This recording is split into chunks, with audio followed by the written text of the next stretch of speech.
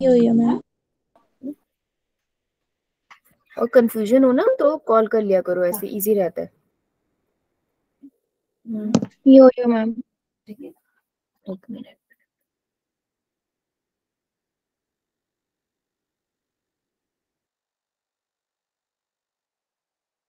चलो,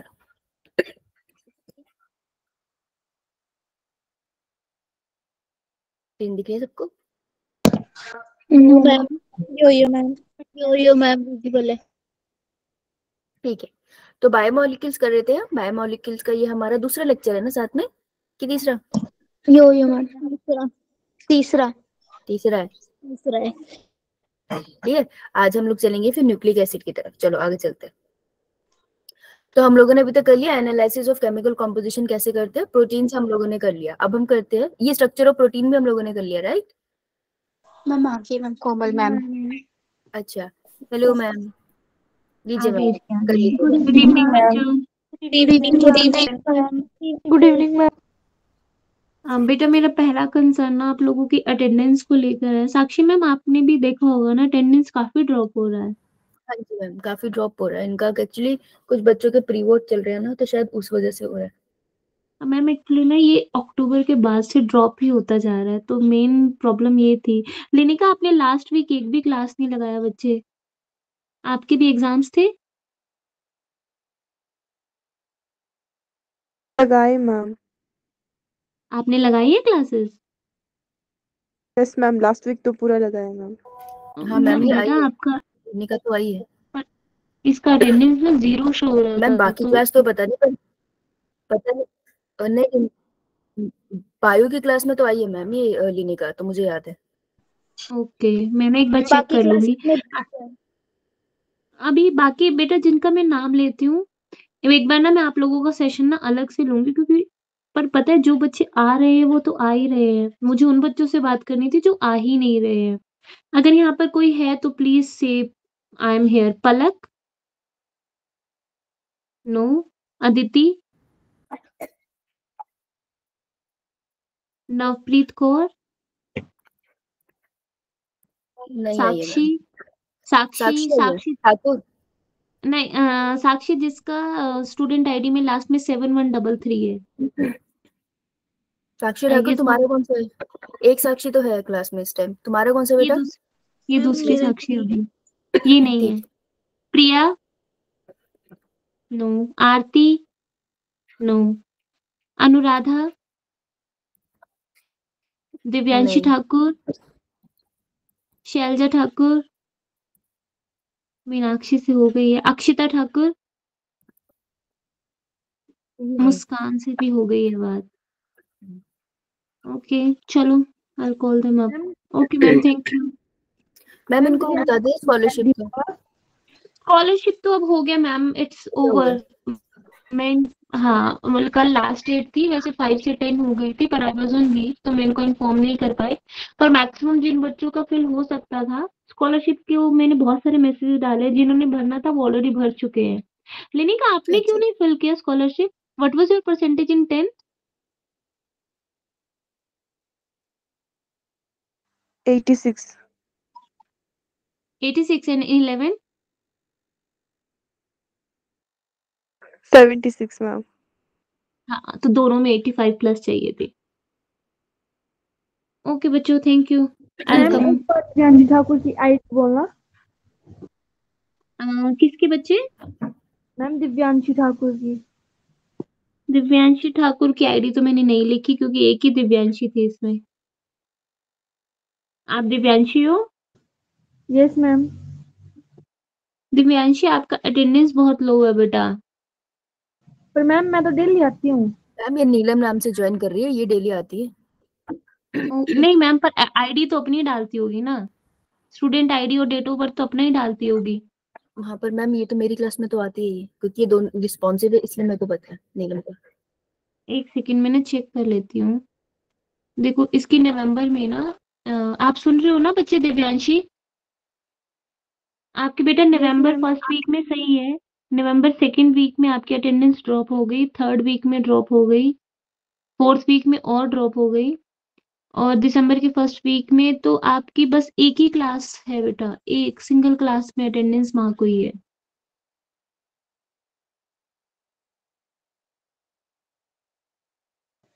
पर मैम मैंने तो कोई ड्रॉप किया ही नहीं, मैं तो डेली आ रही हूँ। डेली आ रहे हो? मैम ये physics, yes ma'am, physics chemistry bio एक साथ है या पर सब्जेक्ट आप बोल रहे हैं, कोलैबोरेटेड बोल रहे हैं ना आप? तो नहीं मैम, ये total total total total total है नहीं मैम मैम ये आ रही है, नहीं ये आ रही है मैम, दिव्यांशी। ये आंसर करती है। आपने बेटा मेरे क्लास से पहले कॉल क्यों नहीं किया? तो हम ये क्लियर कर लेते ना। मैम पापा भी आए तो मोबाइल उनके पास था। अच्छा अच्छा, ओके। आप मुझे कल स्कूल से आकर कॉल करना बेटा, ये इश्यू रिजॉल्व कर देंगे। इस टाइम आपकी क्लास का टाइम वेस्ट हो रहा है। ओके ओके ठीक है, ओके बच्चा, okay ma'am, okay ma'am, thank you. Okay thank you ma'am, okay thank you ma'am. Okay ma'am. Yes ma'am.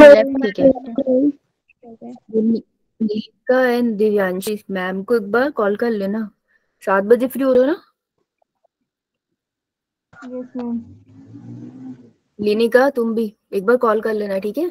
Attendance अगर तुम्हारी है और तुम्हारी अटेंडेंस शो नहीं हो रही है तो तुमको प्रॉब्लम हो जाएगी स्टडी मटेरियल पहुंचने में, हम अटेंडेंस को नहीं मिलता भाई, ठीक है? कॉल कर लेना, याद से क्लियर कर लेना इसे। चलो भाई, स्क्रीन दिख रही है सबको? यो मैम।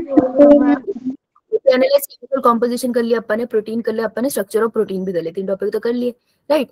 बायो मैक्रोमोलिक्यूल क्या होता है हम बेसिक तो पढ़ ही रहे थे, तो आज इसको भी थोड़ा सा कवर कर लेते हैं। आज हमारा जो टारगेट रहेगा that would be nucleic acid को खत्म करते हैं, ठीक है? उसके बाद टाइम बचता है तो और चीज को कवर करते हैं। चलो स्टार्ट करूं? Yes ma'am. बायोमोलिक्यूल्स क्या है? Biomolecules are the living cell के अंदर आपको जो भी ऑर्गेनिक मॉलिक्यूल्स मिलते हैं वो बायोमोलिक्यूल है। अगर मैं बोलूं कैसे दिखते हैं तो बेसिकली कार्बन कंटेनिंग होती है, यही पढ़ा है ना हमने? यो डेफिनेशन और ज्यादा है लेकिन हमने पढ़नी है एनसीईआरटी के अकॉर्डिंग टू द बायो, तो बायो के हिसाब से इतनी बहुत है। अब बायो मॉलिक्यूल 2 टाइप के होते हैं, एक होते हैं हमने उसको फिल्टर करके देखा था ना, तो जो फिल्टर में ऊपर की तरफ रह गए थे चाय छाननी के ऊपर, इनको क्या बुलाते थे? बायो रेड बायो मैक्रोमोलिक्यूल। हाँ, तो बायो मैक्रोमोलिक्यूल में कितना होता था dalton size? Ma'am 10,000 more than, हाँ more than 1000 to 10,000 dalton, unit याद रख लेना है ना? Yes ma'am. और जो नीचे चले गए थे that was bio bio micro molecules, good. और इसमें कितना होता था? अंदर 800 डेल्टन के अंदर अंदर, है ना? यस ये बात उन्होंने नीचे लिखी है। बायो मैक्रो मॉलिक्यूल होंगे लार्ज साइज के होंगे, मैक्रो है ना ये, लार्ज साइज के होंगे, ठीक है? हाई मॉलिक्यूलर वेट होगा उनका, अबव 1000 डेल्टन होंगे, वो एसिड इनसॉल्युबल पूल में आपको मिलेंगे। ये ऊपर वाला पूल ही तो था एसिड इनसॉल्युबल। एक्चुअली ये बात यहाँ पर चार्ट बना के बताइए, दैट मींस क्वेश्चन आता है इससे, है ना? आपको क्या मिला यहाँ पे? आपको कार्बोहाइड्रेट मिले थे, आपको यहाँ पे फैट मिल गया था, प्रोटीन मिला था, न्यूक्लिक एसिड मिले थे। लिपिड नहीं मिलना चाहिए था लेकिन लिपिड मिला था क्योंकि लिपिड के चंक्स मिले थे, अकेला अकेला लिपिड नहीं मिला था, है ना? सेम चीज है बायो माइक्रोमोलिक्यूल क्या है? ये छोटे साइज के, जो मॉलिक्यूलर वेट है 18 से 800 डेल्टन का होगा, एसिड सॉल्युबल पूल में मिलेगा क्योंकि आपका एसिड सॉल्युबल पूल नीचे वाला था, है ना? और एसिड कौन सा कर रहे थे तुम इस फिल्ट्रेशन में? Trichloroacetic acid. Yes, trichloro acetic acid use कर रहे थे, राइट? तो ये वाला पार्ट था जो अब पीछे ये आया ना टॉपिक कि बायो मैक्रोमोलिक्यूल्स आपको करना चाहिए, यहाँ पर हो गया ये इतना ज्यादा, ठीक है? यही डिफरेंस है, इसी से क्वेश्चन आता है, 4 मार्क का पार्ट है ये, हाँ ठीक है? चलो आगे हम चलते हैं। हम लोगों ने बायो मैक्रो माइक्रो तो हमने खत्म कर लिया, ठीक है? फिल्ट्रेशन वाला प्रोसेस भी हमने खत्म कर लिया, राइट? फिर हमने ये भी सीख लिया था कि इसको जला के भी हम लोग ऐश को इनऑर्गेनिक सब्सटेंस अगर मुझे समझने हैं, ये तो ऑर्गेनिक सब्सटेंस है जो तुमने अभी नाम देखे, ये इनऑर्गेनिक पढ़ने हैं तो ऐश बना लो, ऐश से पढ़ लो, याद है? बेटा मंडे को आए हो ना इसलिए रिकॉल करा रही हूँ, अभी याद है कि नहीं? यस मैम याद है। अगर नहीं आता बोल दिया करो। फिर हमने पढ़ा था कि ये लिपिड अकेला तो बायो मैक्रोमोलिक्यूल है या माइक्रोमोलिक्यूल है? माइक्रोमोलिक्यूल। हाँ, लेकिन जब मैं उसको ऐसे पीटती हूँ और फिल्ट्रेट से डालती हूँ तो वो मैक्रोमोलिक्यूल की तरह एक्ट करता है, क्योंकि लिपिड के मॉलिक्यूल एक एक साथ अरेंज होते हैं। ऐसे पढ़ा था, यो यो मैम। ये 4 मार्क का क्वेश्चन था। ठीक है, तो बायो मैक्रोमोलिक्यूल आपको लिविंग सिस्टम में मिलते हैं। अब हम मैक्रोमोलिक्यूल्स को ही डिटेल में पढ़ रहे थे। फिर हमने ये चार्ट पढ़ा था और इससे हमें पता चला था कि परसेंटेज कितने होते हैं अर्थ क्रस्ट और ह्यूमन बॉडी में। तो वो कौन सी चीज है जो ऑलमोस्ट नेग्लिजिबल अमाउंट है मेरी बॉडी में, लेकिन अर्थ क्रस्ट में बहुत है? सिलिकॉन। ये वेरी गुड। फिर हमने पढ़ा था most abundant ion in the cell कौन सा होता है? पोटेशियम। हाँ, most abundant ion in the cell is potassium. अगर भूल जाते हो तो कुछ मत करो, इसके साथ न्यूरॉन बना लो, क्योंकि न्यूरॉन में आएगा ही आएगा। इसी आप पढ़ते हो ना, सिग्नलिंग होती है पोटेशियम और सोडियम से ही होती है, और किससे होती है signalling? So they are present inside the cell. वहां पे डायग्राम भी दे रखा है। तो ऐसे न्यूरॉन बना, सेल है ना न्यूरॉन में, तो यहाँ पोटेशियम लिख, भूलना नहीं है इसको, मोस्ट अबंडेंट है ये। ठीक है जी? उसके बाद हम लोग आगे बढ़े और हमने सुना अमीनो एसिड। अमीनो एसिड का हमने बेसिक बात करी कि सब्स्टिट्यूटेड मिथेन होते हैं ये। ठीक है, इसमें आर ग्रुप होता है तो चेंज होता रहता है, अलग अलग अमीनो एसिड लाता है। राइट, फिर हमने पढ़ा इनमें बेसिक बॉन्ड तो पेप्टाइड बॉन्ड होता है। फिर हमने पढ़ा एसिड बेसिक और न्यूट्रल साइड टाइप के हो सकते हैं। एसिडिक वो जिसके अंदर एक COOH ग्रुप एक्स्ट्रा, बेसिक वो जिसके अंदर NH2 ग्रुप एक्स्ट्रा, और न्यूट्रल वो जिसमें एक COOH होगा और एक NH2 होगा। यही पढ़ा था। यो मैम। अमीनो एसिड तो हमको मॉलिक्यूलर बेसिस ऑफ इनहेरिटेंस से याद है, जो हिस्टोन में मिलते थे। कौन से थे दो? विलाइन एंड लाइसिन और अर्जिनिन। बेशक मैंने बेसिक अमीनो एसिड बोला था, जो तूने बोला वो था वैग। वैग था वो जो न्यूट्रल था, वेला था। ठीक है, इसलिए उसका अपना स्वैग था। न्यूट्रल, ध्यान से सुनना है ना। Yo ma'am. क्वेश्चन तो गलत हो गया। Essential non essential amino acid हम लोगों ने कर लिया था। ठीक है, ये वाला भी हमने करके देख लिया था कि अमीनो एसिड एम्फोटेरिक होते हैं, मतलब एसिडिक भी है बेसिक भी है। अब न्यूट्रल मीडियम में अमीनो एसिड कैसे मिलते हैं आपको? In the form of zwitterion. Zwitterion का मतलब जिसमें पॉजिटिव और नेगेटिव दोनों पार्ट होते हैं। वेरी गुड, बहुत बढ़िया। फिर हमने एनसीईआरटी देखी थी तो अपन ने पिक्चर देख ली थी उसमें कि जिसमें 2 H ग्रुप मिल गए थे वो एसिडिक अमीनो एसिड था। 2 हमें ऐसे मिले थे जो न्यूट्रल थे, जो सबसे सिंपल, जिसमें तुमको 2 H मिल जाएंगे। जिसमें 2 H मिल जाते दैट इज ग्लाइसिन। ठीक है, ये न्यूट्रल होता है। जिसमें आपको एक जगह CH3 मिलता है दैट इज एलिनिन। दोनों वो बेसिक से स्ट्रक्चर है ना। अमीनो एसिड्स के बीच में पेप्टाइड बॉन्ड बनता है। तो बेसिक प्रोटीन की जो चेन बनेगी, प्राइमरी स्ट्रक्चर, सेकेंडरी स्ट्रक्चर, कोई भी स्ट्रक्चर, एक अमीनो एसिड दूसरे अमीनो एसिड से जुड़ता है through peptide bond. Peptide bond एक अमीनो एसिड के कौन से एलिमेंट से और दूसरे अमीनो एसिड के कौन से एलिमेंट की पार्टिसिपेशन से बनता है? Ma'am carboxylic acid and amino group. Yes, carboxylic acid and amino group के बीच में एक बॉन्ड बन जाता है जिसको पेप्टाइड बॉन्ड कहते हैं, और इसको बनते बायोमोलिक्यूल में जितने भी बॉन्ड्स बनाओगे ना, पानी निकाल देना सबसे, तो इससे निकलता क्या है बाहर? वाटर। हाँ, this is a peptide bond. Very good. ठीक है जी। फिर हम लोगों ने स्ट्रक्चर कर दिया था अमीनो एसिड का। हमने देखा था प्राइमरी स्ट्रक्चर होता है जो कोई काम तो नहीं करता है ना, लेकिन प्राइमरी स्ट्रक्चर में आपको एक चीज पता है कि मैं इसमें काउंट कर सकती हूँ अमीनो एसिड कितने हैं, और मैं इसमें डिटेक्ट भी कर सकती हूँ अमीनो एसिड किस अरेंजमेंट में अरेंज है। इसमें सिर्फ पेप्टाइड बॉन्ड है। बाकी जो स्ट्रक्चर्स है वो कॉम्प्लिकेटेड है, और उसमें थोड़ा आगे का स्ट्रक्चर मिलेगा और बॉन्ड भी मिलेंगे। जैसे सेकेंडरी स्ट्रक्चर अल्फा हेलिकल होगा जो आपके केराटिन प्रोटीन में मिलता है। तो अल्फा हेलिकल वाला कैसा ऐसे कॉइल्ड होता है हेलिकल, लेफ्ट या right? Right side. Beta pleated sheets भी मिलते हैं। गुड। ठीक है, उसके बाद आता है टर्शियरी स्ट्रक्चर। टर्शियरी स्ट्रक्चर में अमीनो एसिड अपने आसपास घूम रहा है या किसी और चीज के आसपास ऐसे कॉइल हो रहा है? हम अपने आसपास घूम रहा है। हाँ, टर्शियरी स्ट्रक्चर में एक्टिव साइड मिल जाएगी, क्वाटरनरी में वो 2-3 अमीनो एसिड मिलके बना देते हैं। ठीक है, डन। बताओ फिर। तो बताओ भी राइबोसोम की लोकेशन कहाँ है? कौन करके आया होमवर्क? नेहा करके आइए। ये मैम बता बेटा, बहुत इंपॉर्टेंट है ये। मैम राइबोसोम न्यूक्लियस में होता है। इन न्यूक्लियस, ओके। और करता क्या? मैम पेप्टाइड बॉन्ड बनाता है ट्रांसलेशन के टाइम पे। इन nucleus, yes, form peptide bond during translation. कौन सी यूनिट होती है राइबोसोम की?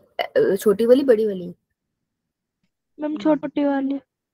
गुड़िया ये देख, ये एमआरएनए है ना, अभी रिकॉल करा रही ये हूँ। मैम, एमआरएनए के ऊपर छोटी यूनिट लगती है, ये मैम, उसके ऊपर आके एक बड़ी यूनिट लगती है। ये मैम, बड़ी यूनिट की 3 खिड़कियां होती थी, ये मैम, है ना? तो इन खिड़कियों पे बनता था ना पेप्टाइड बॉन्ड। ये मैम, कौन बनाएगा? बड़ी वाली यूनिट, सब यूनिट राइबोसोम की, छोटी?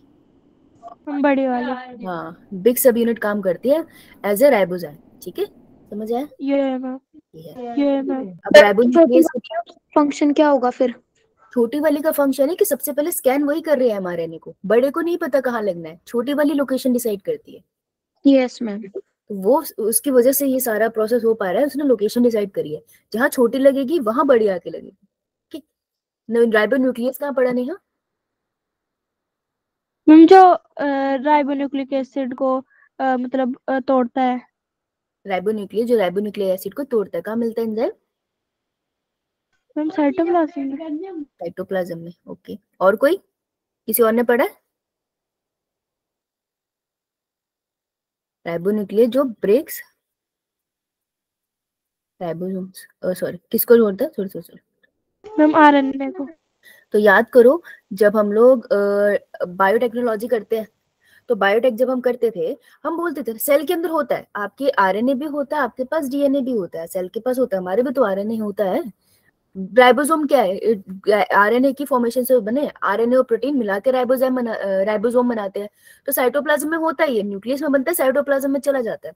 अब अगर तुमको याद हो, हमने कहा था कि अगर मैं किसी भी सेल को स्टडी करना चाहती हूँ, उसमें से डीएनए निकालना चाहती हूँ, तो अपन उस सेल को डालते थे और उसमें एंजाइम डालते थे, सब कुछ तोड़ देते सिवाय डीएनए के, ताकि डीएनए हमें बाहर निकल जाए। याद है तुमको? यो यो वो जो मैम। DNA वाले थे, उसमें से एक राइबोन्यूक्लियस भी था। ठीक है, चलो। मैम राइबोन्यूक्लियस की फंक्शन एक बार बता दो। ब्रेक करता है आरएनए को, ये लिखा है बेटा। Yo ma'am, Neha, yo ma'am. Good job. Thank you. चलो आगे चले। प्राइमरी सेकेंडरी टर्शियरी सारे सेक्शन तुम लोगों ने कर लिए, बहुत बढ़िया बात है। जो GLUT4 रिसेप्टर होता है वो किस काम आता है? GLUT4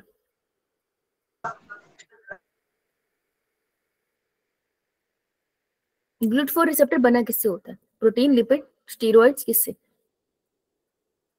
मैम प्रोटीन से। तो ये प्रोटीनेशियस रिसेप्टर है। कहाँ पर मिलेगा बेटा? ये देखो कौन से सेल्स पे मिलेगा? मैम लीवर सेल, उसको क्या बुलाते हैं लीवर सेल को बेटा? Liver cells. हेपेटोसाइट। हिपैटोसाइट्स। और एडिपोस टिश्यू सेल्स, है ना? ये मैम। ये काम क्या करता है? इस रिसेप्टर दरवाजे के थ्रू कौन एंटर कर जाता है सेल के अंदर?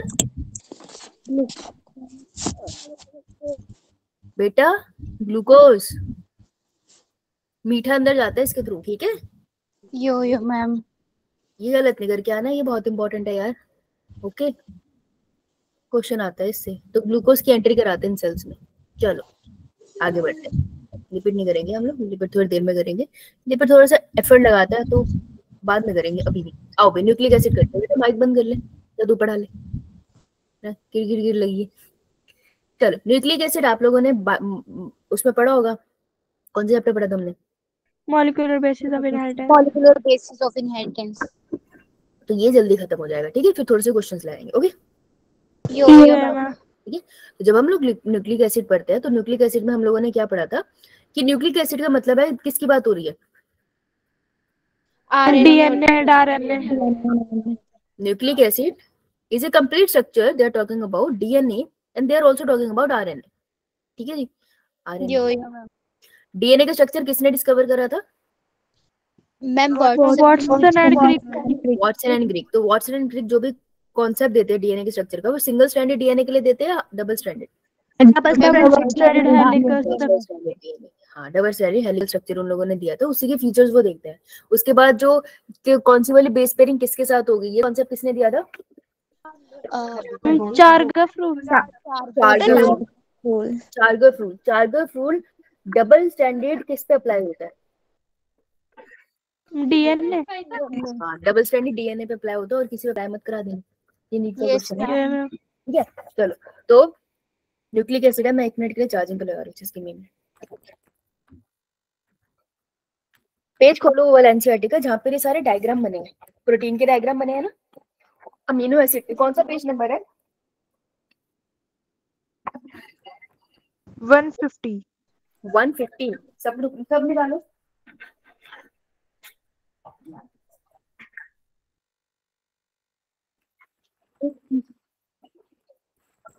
देखो, जो न्यूक्लिक एसिड होता है, न्यूक्लिक एसिड, हम डीएनए की बात कर रहे हैं फॉर एग्जांपल, तो न्यूक्लिक एसिड 3 चीजों से मिलकर बना है डीएनए आरएनए में। ठीक है, पहली चीज होती है pentose sugar. Pentose sugar, order नहीं है इसका, किसी भी ऑर्डर में याद कर सकते हो। पेंटोज शुगर, दूसरा nitrogen base. Phosphate group, and तीसरा नाइट्रोजनस बेस, है ना। ये हमको पता है कि अगर मैं बना देती हूँ छोटा सा, मैं डीएनए भी बना दूं अगर इस तरीके से, लेट्स से, इजी होता है डीएनए बनाना। अगर ये डीएनए है तो डीएनए की सबसे बेसिक यूनिट क्या होती है? न्यूक्लियोटाइड या nucleoside? Nucleotide. Basic unit of DNA, जिससे बार बार मिल मिल के वो पूरा बना है, that is known as nucleotide. Unit of nucleic acid ले लेती हूँ, दैट इज न्यूक्लियोटाइड। कैसे याद किया था हमने? बार बार 3 लिखा था मैंने, ऐसे फिंगर दिखा के। ठीक है, न्यूक्लियोटाइड, टी से हमने याद करा था, तीन चीजों से मिलके बना है, तो जिसमें ये तीनों एक साथ प्रेजेंट होते हैं उसको अपन कहते हैं न्यूक्लियोटाइड, राइट। अब अगर हम बात कर ले मॉलिक्यूल की, तो मॉलिक्यूल कैसा होता है? अगर मैं पेंटो शुगर बनाती हूँ तो तरीके की पेंटो शुगर बन सकती है ना, ऐसी होता है।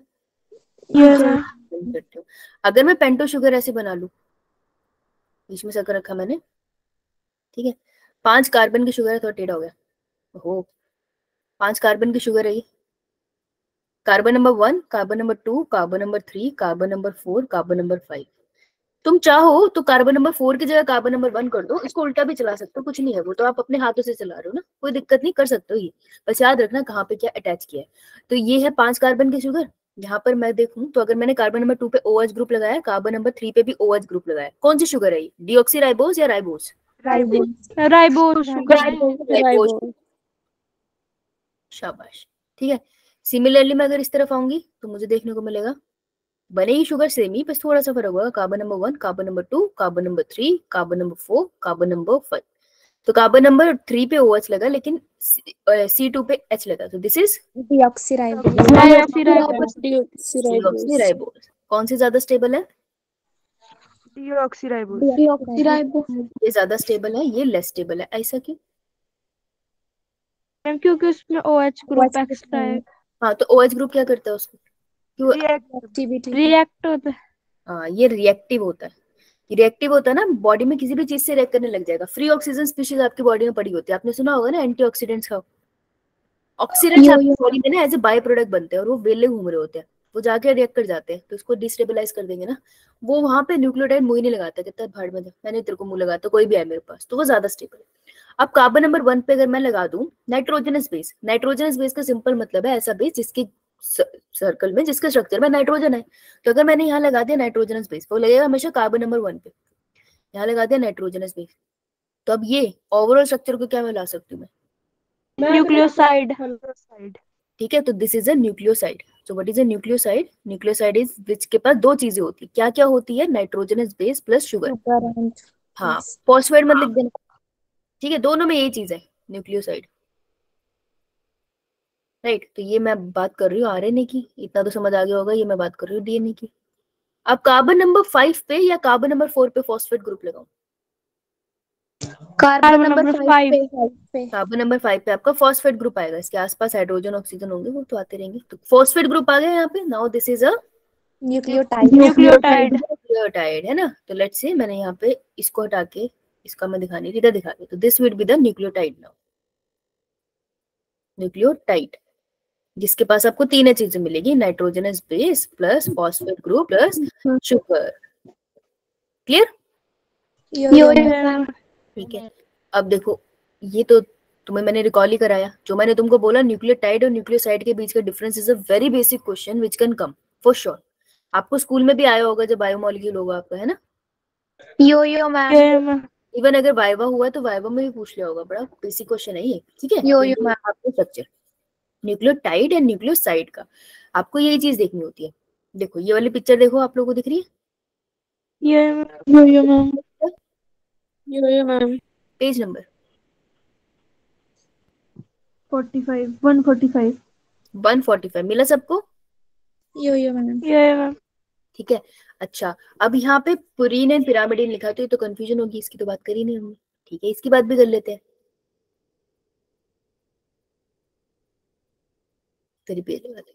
ठीक है, तो जो नाइट्रोजनस बेसिस होते हैं, हमने दो तरीके के नाइट्रोजनस बेसिस होते हैं, ठीक है? तो अब तो याद आ रहा होगा, पढ़ा हुआ है ना? Yo ma'am. एक ग्रुप होता है जिसमें सिर्फ एक रिंग वाला स्ट्रक्चर होता है, उसको क्या बुलाते हैं? प्यूरिन या पिरामिडिन? प्यूरिन नो मैम, एक रिंग वाला पिरामिडिन। क्या बोला था? नाम बड़े दर्शन छोटे, नाम पिरामिडिन बड़ा है तो दो रिंग वाला ये होना चाहिए था, लेकिन ये तो एक रिंग वाला निकला। प्यूरिन छोटा सा नाम है लेकिन दो रिंग है इसके पास, ठीक है? 6 कार्बन के होते हैं लेकिन फर्क तो है ना, राइट? इसमें अगर मैं बात करूं तो कहाँ कहाँ नाइट्रोजन प्रेजेंट होता है? 379। बेटा 9th पोजीशन कहाँ आएगी? 6 कार्बन का तो है पिरामिडिन। 3 और 7 पे। बेटा 6 कार्बन का है, 3 और 7 पे आएगी। 3 और 5 पे। अबे यार वो ठीक बोल रही है, वो आगे बढ़ गई ओ माता। फर्स्ट एंड थर्ड पोजीशन पे आपको मिलेगा नाइट्रोजन, इस पे मिलेगा फर्स्ट 1379। 1379, ये बोली 79 पे नाइट्रोजन, समझ आया? यो मैम। याद क्या था यार? 1379, वो उसने ना मिक्स कर दिया बेचारी ने, तो थोड़ा सा वो कंफ्यूज हो गई वहां पे। लेकिन 5 मैंने कभी नहीं बोला, तो इसने 5 बोला वो बहुत गलत बोला है, एटलीस्ट वो सही तो बोल रही थी। 1379 पढ़ा था हमने। तो पिरामिडिन में इस पोजीशन पर नाइट्रोजन होता है। क्यों इतना इंपॉर्टेंट है नाइट्रोजन? एक तो नाइट्रोजन इस बेस उस भाई का नाम है, नाइट्रोजन तो लगा दो, ऊपर से नाइट्रोजन इस बेस के थ्रू ही वो पेंटो शुगर से अटैच होते हैं, ठीक है? इतनी बात क्लियर? प्यूरिन के examples? Adenine and guanine.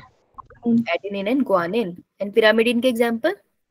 Thymine, cytosine, uracil. Thymine, हाँ, साइटोसिन एंड यूरेसिल। एक जेनेटिक मटेरियल में आपको 4 ही मिलेंगे नाइट्रोजनस बेसिस का पेयर, लेकिन होते टोटल 5 नाइट्रोजनस बेसिस के पेयर होते हैं ना, है ना? तो मैंने लगा दिया thymine, adenine, guanine, that means I am talking about alone nitrogenous base. Nitrogenous base अकेला पड़ा है तो मैं उसको निन बुलाऊंगी, ठीक है? कि सो मत, उसको नींद आएगी ना, अकेला पड़ा होगा वो। तो adenine, guanine, thymine, cytosine and uracil, ये आपको याद रहेगा जब वो अकेले पड़े होंगे, है ना? यूरेसिल थोड़ा सा अलग नाम होगा, ठीक है जी? याद रहना वो कैप का फर्क आता है, राइट? ये वाली पिक्चर देखो, यहाँ से समझोगे। एडेनिन एंड यूरेसिल ये जब अकेले पड़े नाइट्रोजनस बेस, तो आप देख सकते हो पिरामिडिन एक ही है, एक ही आपको वो स्ट्रक्चर दिखाई दे रहा है ना। 1 एंड 3rd पोजीशन पे नाइट्रोजन है, यहाँ पर 1 3rd 79 पे आपको नाइट्रोजनस बेस मिलता है, ठीक है? तो ये अकेला पड़ा है, इसलिए वो कैप थी निन। क्वेश्चन यहाँ से गलत होगा सिर्फ, और कुछ नहीं। उनको भी पता है मॉलिक्यूलर बेसिस में तुम पढ़ गए हो, राइट? अगर मैं इसको न्यूक्लियोसाइड बना दूं, मतलब कि मेरे पास है पेंटोज शुगर, ठीक है? ये है इसकी पेंटोज शुगर, ये भी पेंटोज शुगर। ये आरएनए की है डीएनए की है? ए वाली नीचे वाले आरएनए की और बी वाली आरएनए दोनों आरएनए की है, क्योंकि कार्बन नंबर 2 पे हुआ चाहिए, है ना? तो अगर तुमने न्यूक्लियोसाइड बना दिया, देखो फॉस्फेट ग्रुप नहीं है ना यहाँ पे, है ना? तो अगर तुमने न्यूक्लियोसाइड बना दिया, तुम्हारे पास नाइट्रोजनस बेस भी है और पेंटोज शुगर भी है, नाइट्रोजनस बेस भी है और पेंटोज शुगर भी है, तो न्यूक्लियोसाइड के लिए वर्ड होता है सिन। देखो पाप है ना ये, इन देखो यूरिसिल के साथ यूरिडिन, ये वर्ड बदल जाएगा, यहाँ पे थोड़ा ध्यान रखना। ये थोड़ा पाप है। पाप कैसे? कि देखो दोनों अकेले, तीसरे दोस्त को नहीं बुलाया, इसलिए 2 बेस्ट फ्रेंड अकेले घूम रहे, तीसरे को नहीं मिलाया, तो पाप हो गया। एडिनोसिन, साइटोसिन, गॉनोसिन, याद रहेगा। यो मैम। अब अगर यो मैम। मैं एक ही क्लास में बिठा दूं, ये हो गया पेंटोस शुगर, ठीक है। कौन सी शुगर है ये, राइबोज की deoxyribose, ribose. Pentose sugar and phosphate group. अगर मैंने तीनों को एक साथ बिठा दिया तो करोगे क्या तुम, जहरी उलो है, तुम कहाँ बढ़ोगे फिर, है ना। तो याद रखना एडिनाइलिक एसिड, चाहे एसिड एसिड वर्ड आएगा that mean they are talking about nucleotide, याद रहेगा। यही याद करना है, तीनों दो साथ में होंगे तो जहरीले होंगे, टाइट एसिड एसिड वाले, ठीक है। पाप हो जाएगा जब वो न्यूक्लियोसाइड फॉर्म में होगा, एंड जब वो अकेले होंगे तो हम उसमें निन निन वर्ड लगाएंगे। सिर्फ यूरेसिल के साथ थोड़ा सा वर्ड का गेम है। नाइट्रोजनस जब अकेला होगा तो यूरेसिल है, जब वो दो लोगों के साथ होगा तो यूरेडिन है, ठीक है। बाकी बन सकता है और वो तुमसे यहीं पे फंसा सकते हैं और कुछ नहीं, देख के लेबल आ सकता है। अब लेबलिंग में अगर तुमको याद रखना तो तुम्हें बाकी स्ट्रक्चर नहीं करनी, क्योंकि लिखे नहीं एनसीईआरटी ने, लेकिन वो ये पूछ सकता है। तो तुम इतना तो बता सकते हो ना कि जब मैंने करे थे ये सारे बेसिस तो कौन से दो थे जिसकी पिक्चर आई थी, एडेनिन और दूसरा यूरेसिल, इसी के मैम। तो एडेनिन एंड यूरेसिल लिख और उसको ऐसे अंडरलाइन कर ले, ठीक है, कि यार ये दोनों की पिक्चर आई है। और इतना तो तुम देख के बता दोगे ना कि जो प्यूरिन है वो सिंगल सर्कल वाला होगा या डबल, डबल सर्कल। तो बचाने लेगी ना, यो मैम। ठीक है। सो बी वेरी केयरफुल कौन सा स्ट्रक्चर आएगा, क्लियर। चलो अगर हम डीएनए की बात कर लेते हैं तो डीएनए का स्ट्रक्चर की बात करें, it is a double helical structure, दो स्ट्रैंड से बना होता है। ये इसका एक स्ट्रैंड है, ये इसका दूसरा स्ट्रैंड है ना। तो क्या होता है, अगर मैं इसको सब 2-3 वर्ड है वो बता रही हूँ, उसके बाद वी आर ऑलमोस्ट डन। कि हम कहते हैं जो डबल हेलिकल स्ट्रक्चर होता है डीएनए का, वो राइट हैंडेड कॉइल होता है, लेफ्ट हैंडेड कॉइल होता है, राइट हैंडेड होता है। हाँ, प्रोटीन को भी हमने ऐसे याद किया था, अल्फा हेलिक्स का डीएनए जैसा, है ना। अब इसी स्ट्रक्चर को मैं यहाँ लिख रही हूँ, ठीक है, खोल दिया मैंने, सीधा बना दिया। तो मैंने इसको सीधा बनाया तो मैंने कहा ये जो स्ट्रैंड्स है इसके एंटी पैरेलल पोलैरिटी होती है 5 prime to 3 prime, 3 prime to 5 prime, ठीक है। अब ये जो स्ट्रैंड है इसको मैं अगर मैग्नीफाई करके देखूं तो मुझे यहाँ क्या दिखेगा, पेंटो शुगर दिखेगी मुझे यहाँ, यो मैम। दिखेगी यार पेंटो शुगर। क्या मुझे यहाँ फॉस्फेट ग्रुप दिखेगा, यो मैम। बिल्कुल दिखेगा। क्या मुझे नाइट्रोजनस बेसिस मिलेगा इस, यो मैम। नहीं, मुझे नाइट्रोजनस बेसिस सेंटर की तरफ मिलेगा, नाइट्रोजनस बेसिस इसका और नाइट्रोजन बेस इसका, ठीक है। तो मुझे स्ट्रैंड पे कौन कौन से स्ट्रक्चर मिले, phosphate and sugar. Phosphate plus sugar. तो इसको जो स्ट्रैंड होते हैं इसको अपन बोलते हैं बैकबोन। तो backbone of DNA is made up of sugar and हाँ, और जो सेंटर की तरफ पड़े होते हैं, ये सेंटर वाले जो होते हैं दीज आर नाइट्रोजनस बेसिस, तो अंदर की तरफ पॉइंटेड होते हैं। तो ये लाइन आ सकती है nitrogenous bases at the centre of helix, और इनके बीच में कौन सा बॉन्ड होता है, विद हाइड्रोजन बॉन्ड। हाँ, adenine bond with thymine, adenine bond with uracil, double bond uracil, guanosine bond with cytosine, clear. Yo बहुत बढ़िया। डीएनए स्टेबल क्यों होता है, एक तो हाइड्रोजन बॉन्डिंग से स्टेबल होता है, तो स्टेबिलिटी कौन देता है डीएनए को, एक तो हाइड्रोजन बॉन्ड और दूसरे नाइट्रोजनस बेसिस एक के ऊपर एक पड़े हैं ना, ये सारे एक के ऊपर एक पड़े हैं ना, तो ये बेसिस एक दूसरे को थोड़ी स्टेबिलिटी देते हैं। जब तुम एक के ऊपर एक बुक रखते हो तो एक के ऊपर एक बुक अपनी जगह पर क्यों टिकी होती है, एक दूसरे के सहारे पे टिकी होती है ना, तो ये एक दूसरे को स्टेबिलिटी भी देते हैं, ठीक है। एक तो हाइड्रोजन बॉन्ड और stacking of stability nitrogenous bases over each other. ये लिख लो, इस लाइन से क्वेश्चन आ रखा है कंसेप्चुअल, ठीक है। अब नेगेटिवली चार्ज क्यों होता है, क्योंकि इसमें जो फॉस्फेट ग्रुप है वो नेगेटिवली चार्ज है। डन। यो इससे ज्यादा क्वेश्चन होते नहीं। तो DNA is made up of दो पॉली बहुत सारे न्यूक्लियोटाइड की चेन, न्यूक्लियोटाइड बहुत सारे एक के ऊपर एक लगे हैं और दो चेन होती है ऐसी, तो DNA is a 2 polynucleotide chain. ये लाइन बन सकती है, क्लियर। न्यूक्लियोटाइड की जगह साइड लिख देंगे, बी वेरी केयरफुल, टाइड है या साइड। अगर इसमें कोई गलती होगी तो बस इसी में गलती होगी, ओके। यो मैम। ये वाली पिक्चर दी है एनसीईआरटी में, Yo-yo, ma'am. नंबर 151. 151. मैं क्यों ये बार बार करा रही हूँ, क्योंकि पिक्चर से क्वेश्चन आता है ना। ये इन्होंने क्या दिया आपको, double helical structure of DNA दिया है।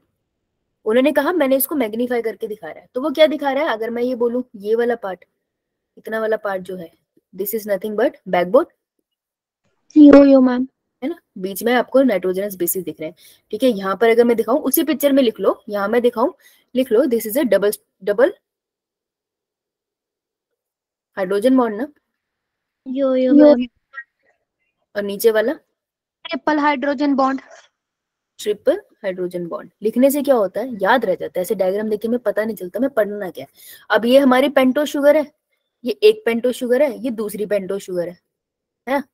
एक पेंटो शुगर दूसरी पेंटो शुगर से अटैच होती है through phosphate, Phosphodiester bond.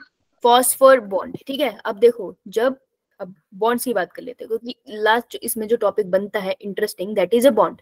Bond से क्वेश्चन बनता है, तो what is a phosphodiester bond and what is a phosphate bond, है ना। वो खत्म करते हैं, फिर तो आपका खत्म ही हो गया। टाइम कितना हुआ, 41 हुए हैं। 41. बॉन्ड्स की बात कर लेते हैं हम, क्योंकि बायोमोलिक्यूल्स में एक क्वेश्चन बॉन्ड से बनता है। वो आपको ना लिपिड के, कार्बोहाइड्रेट, प्रोटीन सबके बॉन्ड एक साथ पूछ लेते हैं। आप एक एक क्लियर करते जाओ, आपको कभी गलत नहीं होगा। मैं बना देती हूँ पेंटो शुगर, ठीक है। सेंटर में बना लेते हैं हम लोग, सॉरी थोड़ा ऊपर बनाते हैं। क्या बनाते हैं हम लोग, पेंटो शुगर। हाथों से जिस दिन बना लोगे उस दिन खत्म हो जाएगा तुम्हारा टॉपिक, तुमको उठ के हाथों से बनाना पड़ेगा। C4 के सर पे होता है C5, गलत मत बना देना, ये कॉमन मिस्टेक है, गलत मत करना। इसे सर के ऊपर होता है। जब भी तुमको लगे ना ये कॉमन मिस्टेक हो सकती है, अपनी लैंग्वेज में साइड में लिख लिया करो, अपनी लैंग्वेज में लिख लो उसको। C4 के सर पे होगा C5, गलत नहीं करना। C1 पे आपका लगा होगा नाइट्रोजनस बेस, नाइट्रोजनस बेस अपने नाइट्रोजन ग्रुप से अटैच होगा, ठीक है। या तो 1 से अटैच हो सकता है या फिर 3 से अटैच हो सकता है। In the case of pyrimidine, purine के केस में वो किसी से भी अटैच हो सकता है। याद है, थोड़ा थोड़ा समझो। तो ये जो बॉन्ड होता है ये किसके, एक तो शुगर है ना बीच में, पेंटो शुगर है ये, तो ये शुगर है और ये नाइट्रोजनस बेस है। तो इस बॉन्ड को मैं क्या बुलाऊंगी, N glycosidic bond. N stands for nitrogenous base का nitrogen, N glycosidic bond is a bond जो शुगर बनाता है कार्बोहाइड्रेट में, तो N ग्लाइकोसिडिक बॉन्ड है ये, ठीक है। अभी कुछ भी हो सकता है, 9 वाला हो सकता है, 4 वाला, तो डिपेंड करता है कहाँ से अटैच हुआ, ठीक है। अगर मैं फॉस्फेट की बात करूँ तो कार्बन नंबर 5 से अटैच है फॉस्फेट, Yo-yo, ma'am. ये बॉन्ड बनता है, इसको अपन बुलाते हैं, ध्यान से सुनना, this bond is known as phospho, एक ही बॉन्ड है ना, तो फॉस्फो एस्टर बॉन्ड, एक ही बॉन्ड है ना, Yes, ma'am. Yo-yo, ma'am. Bracket में लिख लो, एक ही बॉन्ड है, एक ही बॉन्ड है, लिखो वहां पे डाई एस्टर नहीं होगा। तुमसे ये कंफ्यूजन होगी ना, तो तुम अपनी कंफ्यूजन लिख लो ना, क्या दिक्कत है, अपने नोट्स तो अच्छे से बनाओ, ठीक है जी। एक ही बॉन्ड है तो यहाँ डाई एस्टर नहीं होगा, तुमसे ये गलती होगी। अब ये एक न्यूक्लियोटाइड है, ये दूसरे न्यूक्लियोटाइड से अटैच होना है इसको, अरे ठीक है भाई, बना लेते हैं फिर पेंटो शुगर, क्या दिक्कत है। ये बन गया तुम्हारा टॉपिक खत्म, ये रहा pento sugar. Carbon 1, carbon 2, carbon 3, carbon 4, carbon 5, carbon 5 के ऊपर फॉस्फेट ग्रुप होगा। अब अगर इनको आपस में मिलना है तो फॉस्फेट ही तो अकेला है ना। देखो यहाँ अकेला, यहाँ पे कोई नहीं था उसकी मदद के लिए, ये नेगेटिव चार्ज लेके बैठा रहता है, इसको ऑक्सीजन ना मुंह चढ़ा के बैठा रहता है, इसलिए नेगेटिव चार्ज हो गया। ये 5 प्राइम एंड हो जाएगा, क्योंकि 5 प्राइम एंड वेला बैठा, तो ये उस चेन का 5 प्राइम एंड है। लेकिन नेक्स्ट वाले में फॉस्फेट अकेला नहीं है, उसके पास C3 है, और C3 के ऊपर OH होता है ना ग्रुप, चाहे वो राइबोज है चाहे डीऑक्सीराइबोज शुगर है, OH है ना, तो OH तो रिएक्ट करेगा, तो ये रिएक्ट करेंगे, पानी निकालेंगे और इनके बीच में बॉन्ड बन जाएगा, ठीक है। कुछ मत करो, सिंपली बॉन्ड बनाओ, यहाँ बॉन्ड बन गया, ठीक है। तो फॉस्फेट इस टाइम, अब तुम ध्यान से देखना, एक तो जो फॉस्फेट ग्रुप है ये वाला, ये जो सेकंड वाली न्यूक्लियोटाइड है, ये सेकंड वाला न्यूक्लियोटाइड है ना, तो फॉस्फेट ग्रुप सेकंड वाले जो राइबो शुगर के साथ अटैच है, कौन से बॉन्ड के थ्रू, अगर मैं ये वाला बॉन्ड बोलूं तो ये वाला कौन सा बॉन्ड होगा, फॉस्फोडाइएस्टर बॉन्ड होगा। मैम, फॉस्फेट फॉस्फेट शुगर के साथ अटैच है, कितने बॉन्ड दिख रहे हैं तुमको यहाँ पे, एक। हाँ, तो तुम जबरदस्ती क्यों बना रहे होते हो, क्योंकि हमने वो रटा हुआ है, तुम्हें जो दिख रहा है वो बोलो ना, जबरदस्ती क्यों बनाना है। इसे कहते हैं अननोइंगली रट्टाफिकेशन करना, धक्के से बना एक है, ये फॉस्फो एस्टर बॉन्ड है, फॉस्फो एस्टर बॉन्ड। अब अगर मैं इस तरफ देखूं तो इधर भी जो फॉस्फेट है वो अटैच हो गया एक और शुगर से, हुआ ना? Yo ma'am. ठीक है, तो यहाँ पे भी जो इसी साइड देंगे, तो यहाँ पे भी मैं देख रही हूँ फॉस्फेट भाई अटैच है, phospho ester bond. Ester bond. कितने एस्टर बॉन्ड हो गए? 2 2 हो गए। इसलिए मैं इसको बोलूंगी ना this is a phospho phosphodiester bond. Diester bond. समझ आया? यो मैम। ये है डाइएस्टर, यहाँ है डबल बॉन्ड। तो एक न्यूक्लियोटाइड, अगर मैं इसी बात को यहाँ लिख दूं तो न्यूक्लियोटाइड, एक न्यूक्लियोटाइड दूसरे न्यूक्लियोटाइड से अटैच होता है थ्रू फॉस्फोडाइएस्टर बॉन्ड। हाँ फॉस्फोडाइएस्टर बॉन्ड। इनके बीच का बॉन्ड इज फॉस्फोडाइएस्टर बॉन्ड। ये बना लो, यही क्वेश्चन गलत होंगे। फॉस्फोडाइएस्टर, ठीक है, डाई है ये, तो बीच वाला डाई है, अकेला है तो वो सिर्फ फॉस्फोएस्टर है। क्लियर? यो मैम। बना लिया? मैम जो एन ग्लाइकोसिडिक बॉन्ड है वो शुगर और नाइट्रोजन बेस से मिलके ग्लाइकोसिडिक बॉन्ड बना है। Yes, N represent nitrogen, base का nitrogen, glycoside represent sugar. Yo हाँ पी लिए। Done? Yo ma'am. Yo ma'am. यही था और कुछ नहीं था। ये देखो, ये रहा, ये एक है, कौन सा बॉन्ड है? Phosphoester bond. Phosphoester bond. और ये वाला फॉस्फोएस्टर बॉन्ड। फॉस्फोएस्टर मिलके क्या बना?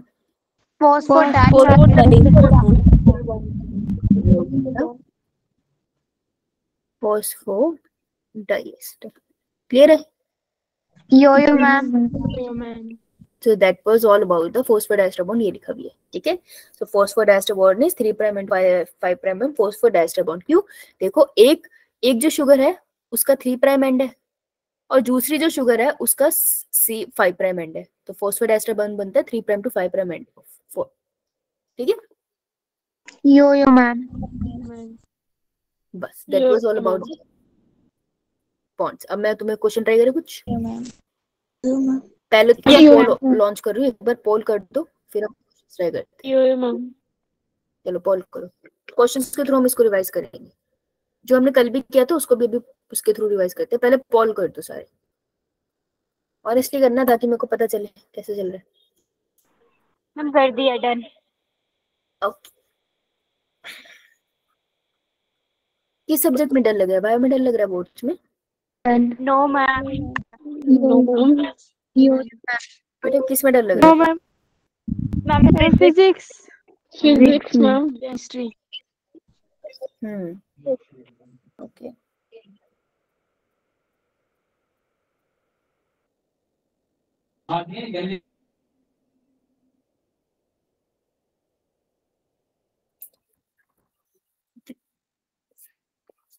तैयारी करनी स्टार्ट करी फिर फिजिक्स की? यो वही इसमें डर लग रहा है। ओए उड़ ना जाना, पास तो होना। मैम फिजिक्स का तो ठीक है क्योंकि उसमें थ्योरेटिकल पार्ट है, इतने न्यूमेरिकल नहीं आते हैं। तो मौत किस में आ रही है फिर तुझको? बायो में। बायो में? मैम बायो में तो मैम केमिस्ट्री में थोड़ी थोड़ी। केमिस्ट्री में थोड़ी थोड़ी। डिसाइड कर ले बेटा किस में प्रॉब्लम आ रही है। लग नहीं रहा मुझे डिसाइडेड है। रिएक्शन में मैम पता नहीं चलता है कौन सी रिएक्शन आ जाती है, फिर थोड़ा डिफिकल्ट हो जाता है। ठीक है, ओके चलो स्क्रीन दिख रही है?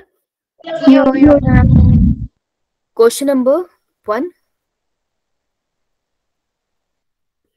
तुमने शुगर तो अभी करा नहीं है। क्वेश्चन नंबर 1 लिखो, स्क्रीन पे तो 1 ही दिख रहा है। करना जरा ट्राई। देखो तुमको ये तो नहीं पता है बेसिक अमीनो एसिड कौन सा है, देख के तो पता नहीं चलेगा, लेकिन तुम रूल आउट कर सकते हो मेरे हिसाब से, इतना हमने पढ़ा है।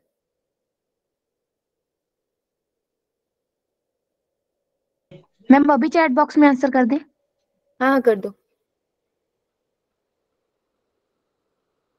Let's C.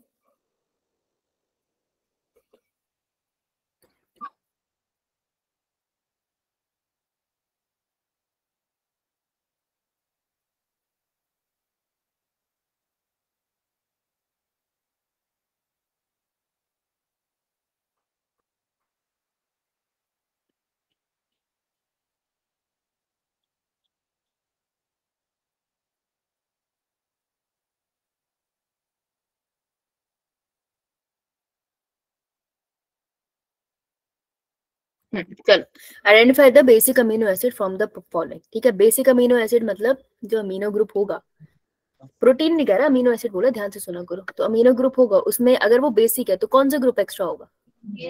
NH2 हाँ, यानी यहाँ कहीं NH2 एक्स्ट्रा होगा, है ना।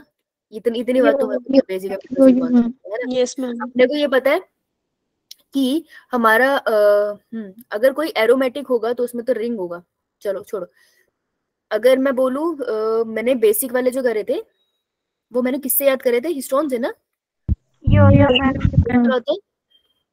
लाइसिन लाइसिन, लाइसिन है इसमें। आंसर वुड बी 3 देखो, बैठ के सारे अमीनो एसिड करने मत बैठ जाना, लेकिन कहीं ना कहीं से रिलेट कर रहोगे तो कुछ क्वेश्चन निकल जाएंगे। ठीक है, तो जिसको अगर मॉलिक्यूलर बेसिस ऑफ इनहेरिटेंस पढ़ा था उस बच्चे को ही आ गया होगा, है ना। पर दिमाग सोचने के लिए, क्योंकि इन्होंने सीधा तो दिया नहीं था, राइट। अच्छा, क्लोरीग्लिसराइड है, ठीक है। नीचे आते हैं, क्वेश्चन नंबर 5। ध्यान से पढ़ना, उसने क्या लिखा है देखो। मैंने बोला था ना क्वेश्चन यहीं से बनता है। क्वेश्चन बना है यूरिडिन। अब बुक मत देखना, एक बार खुद से कोशिश करना। यूरिडिन क्या है? मैंने कहा था यूरेसिल वाला जो लाइन है वो थोड़ी सी वियर्ड थी, बाकी सब तो हमें पता था कि सिन होता है तो ये होता है, निन होता है तो ये होता है, एक एसिड होता है तो कौन सा फीचर होता है, न्यूक्लियोटाइड है, न्यूक्लियोसाइड है या अकेला है। अभी यूरिडिन क्या है?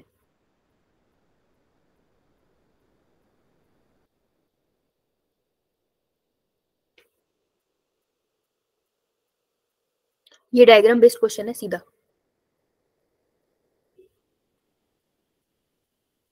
क्या ये प्यूरिन है? पिरामिड तो नहीं है।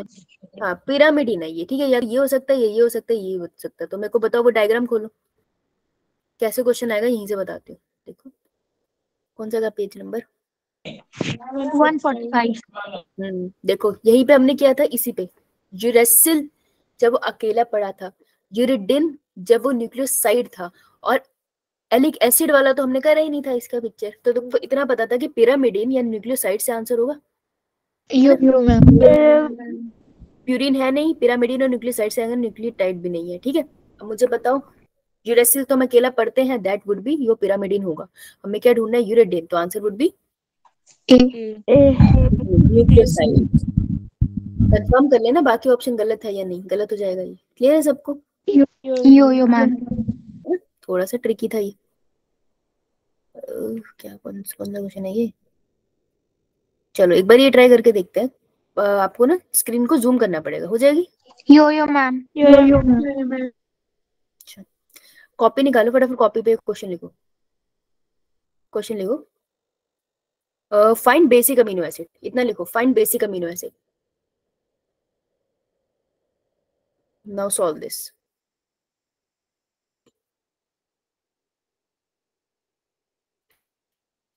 हमने स्ट्रक्चर तो करे नहीं सबके, ढूंढने में दिक्कत होगी। Find basic amino acid,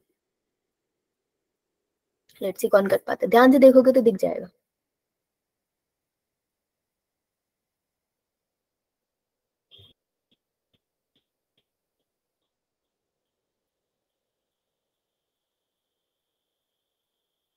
study ध्यान से करना स्ट्रक्चर को, ठीक है। मैंने कहा छोटी जगह इसलिए वो ऐसे लिखते हैं, आपको ढूंढ लेना है। आपके एक बेसिक अमीनो एसिड का एक स्ट्रक्चर क्या होता है अमीनो एसिड का, फिर बेसिक वाला ढूंढना है। पहले अपनी कॉपी में अमीनो एसिड बना दो तो गलत नहीं होगा।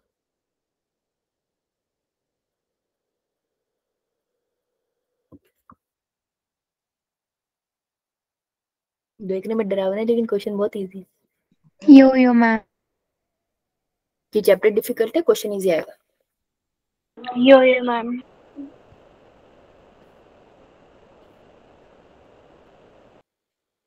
देखो अमीनो एसिड मेरे को पता है, COOH NH2 H and R। Basic amino acid पे ही दूसरा क्वेश्चन है, 2012 में भी आया, यानी 2022 में भी आया। तो बेसिक अमीनो एसिड का नाम याद रखूंगी मैं, क्योंकि भाई इसको इंपॉर्टेंट समझते हैं, राइट। अगर basic amino acid, that means I will definitely have यहाँ पर कोई NH2 ग्रुप, है ना। 2 एक्स्ट्रा होंगे मेरे पास, NH2 ज्यादा होंगे। बेसिक अमीनो एसिड का मतलब ही होता है NH वो, और COOH तो अपना 1 ही होगा।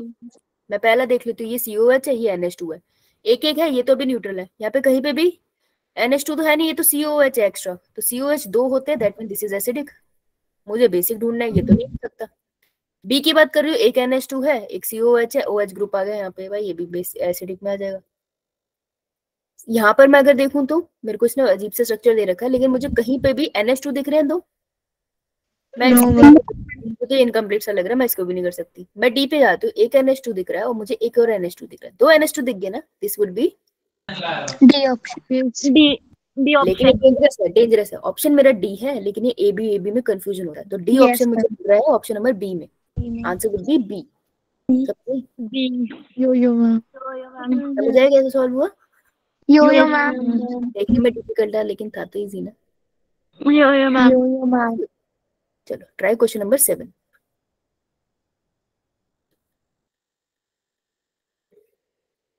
वो जो अभी छोड़े हैं वो लिपिड और कार्बोहाइड्रेट्स है, वो भी करेंगे। क्वेश्चन नंबर 7 ट्राई करो, देन यू कैन। अच्छी काम करते हैं, ध्यान से करना बेटा। डाउट है? No ma'am. नहीं, ठीक है, लेट्स सी।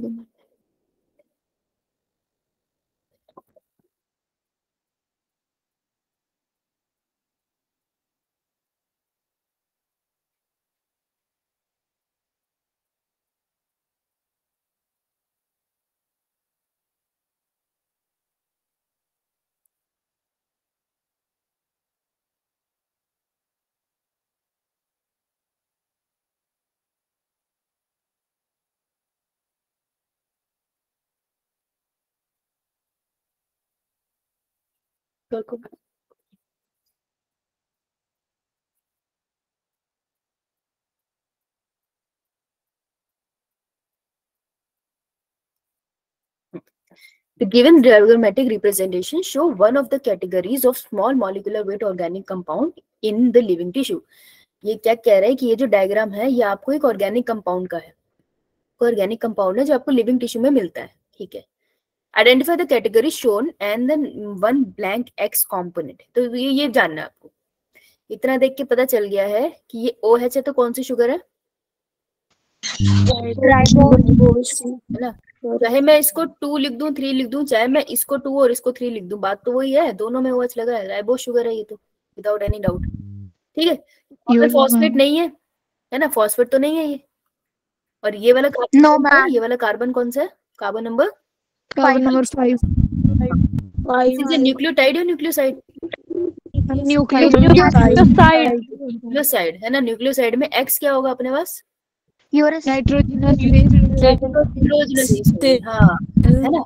जो X कंपोनेंट है, कंपोनेंट X, यानी कि ये मेरे को बता रहा है, यहाँ पे लिखा होगा तो ये होना चाहिए मेरा नाइट्रोजनस बेस, ठीक है। नाइट्रोजनस बेस है ये कोई, राइट। और इस तरफ हमें देखना है, तो अगर मेरा न्यूक्लियोसाइड है तो क्लस्टर नहीं हो सकता, अमीनो एसिड नहीं, न्यूक्लियोटाइड नहीं हो सकता। आंसर वुड बी डी मतलब तुम्हें न्यूक्लियोटाइड और न्यूक्लियोसाइड का डिफरेंस होता, आंसर निकल जाता ना। Yo ma'am. लगाया यहाँ पे, नो डाउट, राइट। क्लियर इतना? यो मैम। तो आप होमवर्क में क्या करके आओगे? क्वेश्चन नंबर 22 से लेकर 25 तक।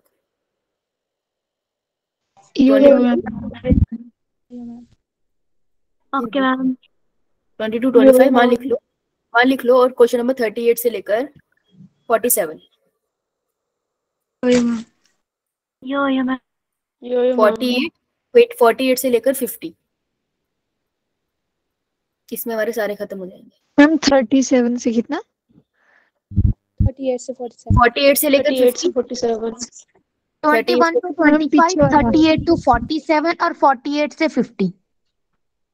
Okay, thank you. ठीक है, ठीक है, चलो ओके मैम। ओके भाई, थैंक यू मैम। क्वेश्चन नहीं आएंगे अभी।